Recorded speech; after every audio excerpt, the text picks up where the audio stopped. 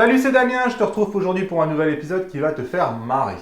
Eh oui, vous devez me trouver ridicule, je vais vous parler de comment tenir votre appareil photo. Souvent, les gens viennent me voir et me disent « C'est bizarre, ma photo est légèrement floue ». Pas flou, vous savez, la photo où on ne se pose pas de questions, on la jette. Elle est juste un peu floue, suffisamment floue pour dire que ce n'est pas une belle photo. C'est issu de quelque chose qu'on appelle le flou de bouger. Le flou de bouger, il faut savoir que c'est un flou qui est irrattrapable. Quel que soit le logiciel, votre photo ne pourra jamais être améliorée. La netteté se fait au moment où vous la prenez.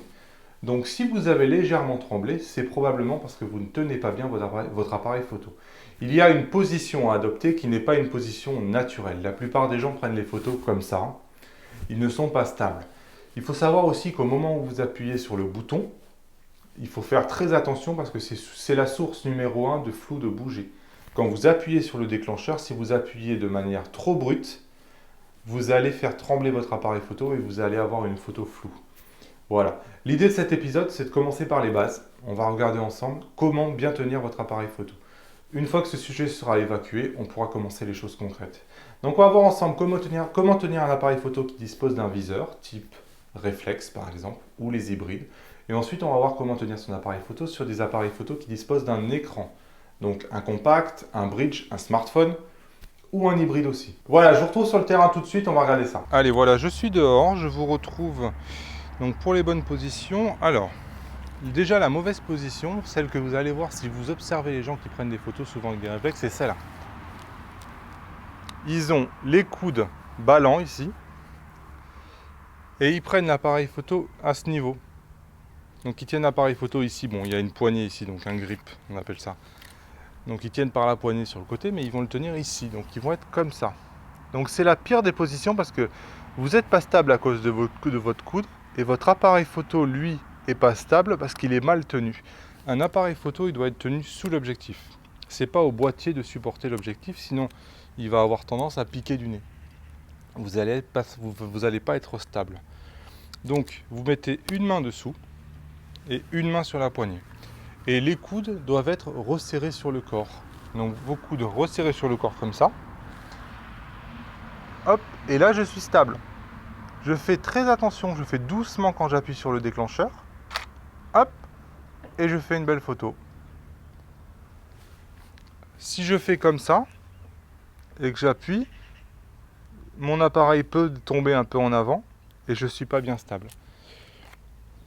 Si vous avez un smartphone, un compact, un bridge ou même un hybride et que vous prenez des photos à partir de l'écran, évitez de vous mettre comme ça. Ça, c'est la pire des positions que je vois. Des fois, on a l'impression qu'ils se contorsionnent, les gens, ce n'est pas du tout la bonne tenue. Toujours pareil, les coudes doivent être sur le corps. C'est comme ça qu'on est stable, on ne bouge pas.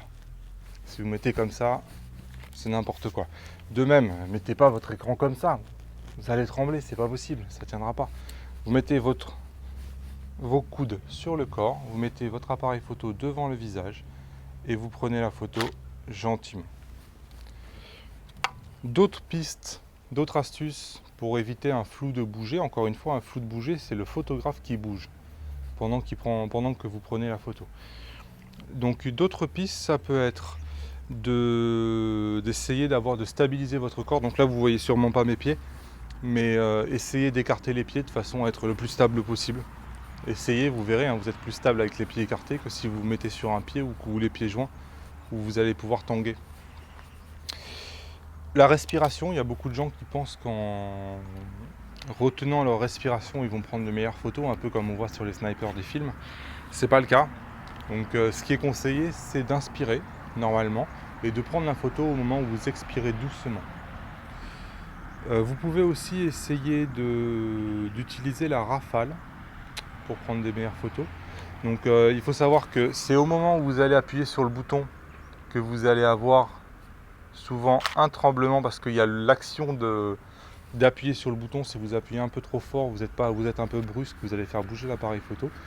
Donc le fait de prendre une rafale, vous prenez une rafale de 3-4 photos, le fait de prendre une rafale, vous allez vous apercevoir que la deuxième ou la troisième image sera plus nette que la première qui sera pas nette parce qu'il y a le flou de bouger du fait que vous appuyez sur le bouton. Donc c'est une habitude à prendre. Si vous appuyez sur le bouton, vous apprenez à appuyer sur le bouton tout doucement, vous n'avez pas besoin de ça. Mais si vous ne faites pas trop attention, moi je vous conseille, voilà, utilisez la rafale, vous allez vous rendre compte que vous allez avoir une photo plus nette à la deuxième ou la troisième photo de la rafale qu'à la première. Ça coûte pas grand chose, il suffit de supprimer les deux autres et de garder la bonne, mais ça peut faire une grosse différence. Il y a une autre astuce que vous pouvez utiliser, c'est le retardateur. Donc des gens qui savent qu'ils sont un peu brusques avec l'appareil photo, vous mettez le retardateur à 1 ou 2 secondes. Vous appuyez sur le bouton, vous savez que la photo va partir au bout d'1 ou 2 secondes. Vous vous concentrez sur être bien stable et de ne pas bouger rien du tout. Vous avez une photo qui sera plus nette. Ensuite, vous pouvez utiliser votre environnement. Votre environnement, ça peut être une chaise, ça peut être une table, ça peut être par terre, ça peut être un muret. Donc de même, vous utilisez le retardateur. Vous mettez un retardateur, je sais pas, à 2 ou 3 secondes. Comme ça, il n'y a aucune interaction avec l'appareil photo. Votre appareil photo, il est stable sur un élément qui ne bouge pas. Donc votre photo, elle est parfaitement nette. Voilà, donc on va résumer. Donc les bonnes positions, c'est surtout pas les coudes branle-ballon comme ça. Surtout pas comme ça, pas loin du corps. Les pieds le plus écartés possible. La respiration, vous la retenez pas, c'est contre-productif. À la limite, si vous voulez faire quelque chose, vous prenez la photo pendant que vous expirez. Et on n'a pas parlé de la position portrait. Donc ça, c'est pour quand vous prenez des paysages. Ensuite, il y a la position portrait. La position portrait, c'est vous prenez l'appareil photo sur le dessus comme ça, et la main sur le dessous comme ça. Le coude ici, bien sur le corps. Le coude qui porte l'appareil photo, il est sur le corps. Et vous prenez votre photo comme ça. Vous avez un bouton sur le déclencheur, un bouton qui tient l'appareil photo. L'appareil photo, il est stable. Vous voyez, je peux lâcher cette main-là. Je ne vais pas être déconcentré. Essayez de faire la même chose en le prenant comme ça. Moi, j'ai l'appareil photo, j'ai du mal à le tenir. Là, il n'est pas stable, c'est pas possible. Et la même chose si vous prenez une photo via l'écran, calez votre coude comme ça. Gardez, je ne sais pas si vous me voyez bien, comme ça. Et vous prenez votre photo comme ça. Hop. Et là, vous êtes tranquille. Voilà, je crois que j'ai rien oublié. C'est vraiment une notion très importante, hein. Ça paraît banal, mais ça va vous éliminer une des sources d'erreur principales des amateurs. Donc vous allez vous assurer que déjà toutes les photos que vous produisez, si elles sont floues, c'est pas de votre fait.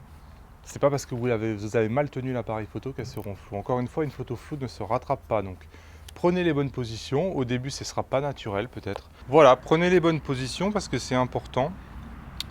Au début, vous allez être obligé de vous forcer, évidemment, c'est pas naturel. Mais faites-le pendant 3-4 semaines. Forcez-vous à bien mettre les coudes sur le corps. C'est le moins naturel finalement. On a toujours voilà, on met les coudes sur le corps.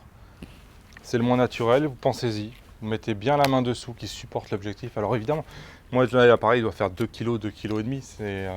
C'est plus important que sur un appareil qui fait 500 grammes. Mais malgré tout, c'est important. L'appareil dessous, comme ça, prenez les bonnes habitudes pour la suite. Vous assurez de mettre les chances de votre côté pour ne pas avoir des photos floues et pour ne pas regretter ensuite d'avoir ce léger flou de bouger qu'on peut voir apparaître dans les photos. Allez, j'espère que la vidéo vous a intéressé. Si c'est le cas, n'hésite pas à t'abonner. Tu as le bouton ici. Tu appuies bien sur la cloche pour être prévenu tous les matins de la nouvelle vidéo, de voir le thème. Si ça t'intéresse, tu peux la regarder, c'est gratuit. Si ça t'intéresse pas, tu en auras une demain qui peut-être t'intéressera plus. Tous les jours, peu à peu, on progresse pas à pas ensemble et on devient des vrais photographes. Allez, je vous laisse. Ciao!